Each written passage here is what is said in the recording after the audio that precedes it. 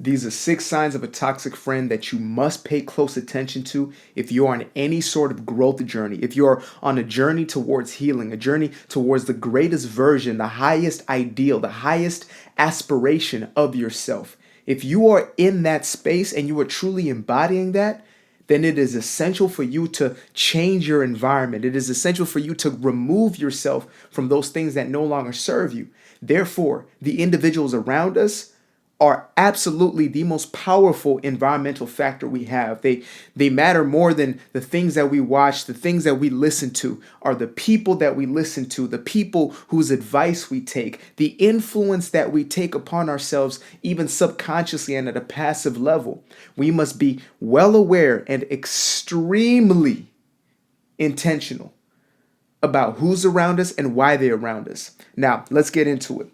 So the first one is they always pressure you into unhealthy habits. This one is a telltale sign of an individual who truly does not have your best interests nor their own best interests at heart. This type of individual is always looking to bring you back into unhealthy habits, those habits that you cut off a long time ago, or those things that you are now weaning yourself off of. Let's say you used to drink, but you no longer do, or you stopped drinking right now. You made the decision that you no longer want to drink.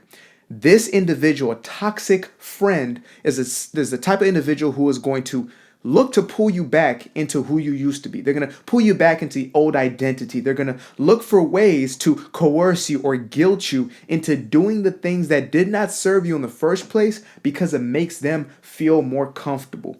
Number 2 is they talk behind their other friends' backs, or they talk behind people's backs in general. Now, this is an obvious sign of an individual who is just a gossip. They're a slanderer. They'll go behind anybody's back, including yours, if they bring information to you. Now, sometimes we get flattered. We think that somebody is putting their trust into us, right? So we think, oh, they're telling me these things because I matter, obviously, right? Because I'm their bestie. When in truth, they're just the type of individual who's going to gossip about anybody.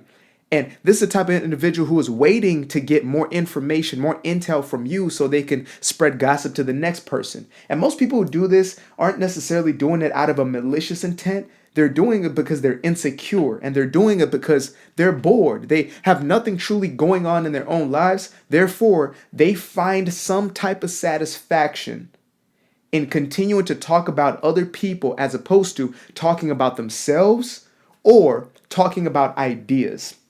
Number 3 is they celebrate other people's downfall, whether it be coworkers, friends, family, or even celebrities, individuals that they don't know. The sort of individual who is a toxic friend or just a toxic individual overall is always looking to pinpoint, always looking to pick at what somebody else is doing, and they're always looking to find the flaws, the chink in somebody's armor, as they call it. So they'll look out and they'll see somebody winning. They'll see somebody getting to the bag, as they call it. They'll see somebody truly living out their purpose, living out their destiny. They'll see somebody living a larger life than their own.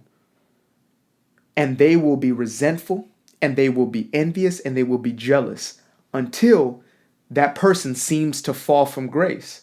When a celebrity's in the tabloids, when a celebrity seems to have everything and now they have nothing, this is the type of individual who relishes in that moment. When their coworker gets a promotion, 2 promotions, but then gets fired, they relish in the fact that the person got fired. They think to themselves, finally, something happened. Finally, they're off of their high horse. So make sure that you watch or you listen for those telltale signs of an individual who is always looking for the downfall of another individual. Number 4, they remind you of what they did for you and the times they were there for you. Now, this isn't necessarily always going to count. Like sometimes we all do it. We all have moments where, we want to be appreciated. So we tell somebody, hey, remember when I did this for you? Or we're feeling some type of way. But if this is a pattern, if this is continuous, if this is a habit, even if it's a habit for yourself, it's a toxic trait. I'm going to tell you that straight up. Having to always bring up what we do for somebody, having to always establish ourselves or gain appreciation, gain validation and acceptance by continuously telling others of how much we're doing for them, what we did for them, and keeping score in essence, keeping count. That is a toxic trait, and it is something that does not serve a relationship. It does not serve a friendship. It does not serve anybody in the short term or the long term. It's just a means to get some sort of validation. It's a means of manipulation when it comes to the narcissistic type personality, right? Which we could get into and create a whole entire series on. But within a relationship or a friendship, this type of behavior is usually used to guilt trip. It's used as a means of control. It's used as a means of keeping somebody as opposed to allowing them to just be.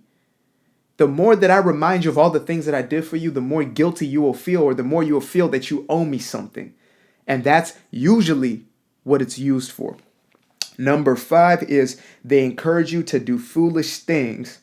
And I use an example like scratching your ex's car. Now, it doesn't have to be that extreme or that crazy. Maybe that's not even crazy for you. If it's not, then you've been hanging around some folk who have been encouraging you to do some crazy stuff. Or maybe you are that friend who encourages another to do that stuff. If you do, that's toxic. That needs to go. However, when you have a friend who, instead of saying, you know what, you've gotten in a bad breakup, it's time for healing. It's time to focus on you. It's time to pour into you. It's time to learn how to validate and love and accept yourself. Let's work on you. Let's build you up. As opposed to doing that, they're going to tell you, your ex ain't ish, your ex is this, your ex is that. Therefore, let's go scratch up your ex's car. Like that type of individual you need to get rid of. The one who's, oh yeah, let's break into your ex's house. Let's do the postal service where you send doo-doo in a bag to your ex's house and they set it on fire. Like that sort of immaturity comes from an individual who doesn't necessarily care about you. They just care about feeding that continuous flow of chaos within them. They care about feeding that unsatiable need to always do something dark. Right? They have been given over to their reprobate minds, as the Bible says, or they have essentially given their entire existence to the ego. They let the ego control their lives. Therefore, they will do things out of fear. They'll do things out of spite. They'll do things out of bitterness, out of resentment. And they will project that resentment. They'll project that bitterness onto you to do things that are never going to serve you. And they'll make it seem like it's a good idea. Now, sometimes, again, it's not going to be this extreme. Sometimes it's as simple as opposed to, okay, you know what? You've gotten in this situation. How can either I help by being a listening ear? Cool. Or by encouraging you, inspiring you into different ways of thinking or different ways of being, which might be rare for a lot of people. But that's why finding true friends is a rare thing in this life, and you must cherish them. A true friend, when you've gotten in a breakup, is not going to tell you to stuff your face with ice cream or drink half a bottle of wine to forget your troubles. They're going to tell you, you know what, girl, you know what, bro, like, let's get to the gym. Like, let's get to it. Like, let's work on us. Like, let's do X, Y, and Z. Remember that business that you wanted to start. Now you got time to start that business. Remember you said that you wanted to lose that extra 50 pounds. Now you got more time to go to the gym and work on yourself. Remember you always said you wanted somebody who's going to treat you right. Now it's time to attract that individual into your life by becoming that type of individual. That's what a true friend is going to do consistently and continuously. They're not going to be the person who's going to egg you on to negative behavior that's not going to serve you or anybody else. And the last one, number 6, they guilt you into spending time with them even when you want some alone time. Now, I am an advocate and a proponent of alone time. I spend a lot of time in solitude, I guess, right? I love to create. I love to tap into the inner space, the inner sanctum of God, the inner sanctum of life and source within me. And that's a place where all of this comes from. Therefore, in order for me to do that, I must spend that time recharging. I must spend that time tapping in. And some people are so addicted to validation of other humans around them. They're so addicted to always having a consistent dialogue going on that when you finally want to take that time and that space to recharge, they get offended. They don't like it, and they're going to try to find ways to guilt you, to create a sense or to conjure up a sense of guilt within yourself about what you're doing, about why you're taking time away. It's kind of like if you've ever been in a relationship with somebody, always brings up the fact that you don't make enough time for them, right? Or when you part from them just a little bit because of their own insecurities, because of their own jealousy, they try to find ways to coerce you back in. and so you never truly get that time by yourself, for yourself, well, that is a telltale sign of an individual who is a toxic friend.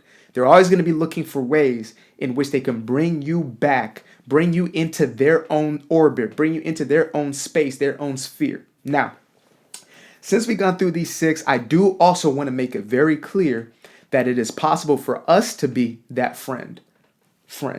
It is possible for us to have the toxic traits that make us that type of individual. And if we are individuals who are resentful, we are individuals who are bitter, who are filled with insecurities and jealousy, and we're not taking control, taking that power over our own minds and our own emotional state, we're not taking responsibility for our own existence, then of course we're going to attract people who are just like us. Of course, we're going to attract environments and spaces filled with those type of individuals. If we're living from a state of fear, of course, we're going to attract the narcissist continuously into our lives. If we don't have boundaries, if we don't have a sense of self-worth, of course, we're going to welcome certain individuals into our own experience, right? If we're codependents and we have not done that inner healing, of course, that's going to continue to perpetuate.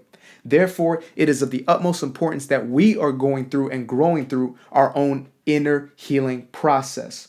Now, for the individuals who are on that healing journey, I want to offer an invitation to you to get on a 30-minute consultation call with me, where we can create a game plan for you, where we can create strategy and see where you truly are and where you want to go, and to see if we are able to make a difference, right? If I'm able to be a coach who can bring you from one state to another. Now, it's going to be you doing the work. I can only coach you, but I can't take the steps for you. Therefore, if that is you, please make sure to click the link that should be in the caption section or the description section, depending on where this video is posted. Make sure to choose a time that works. We're going to get on a call. We'll see if you are right for the coaching program, and we can move forward from there. I appreciate you. I love you. I am thankful for you and your time. Peace.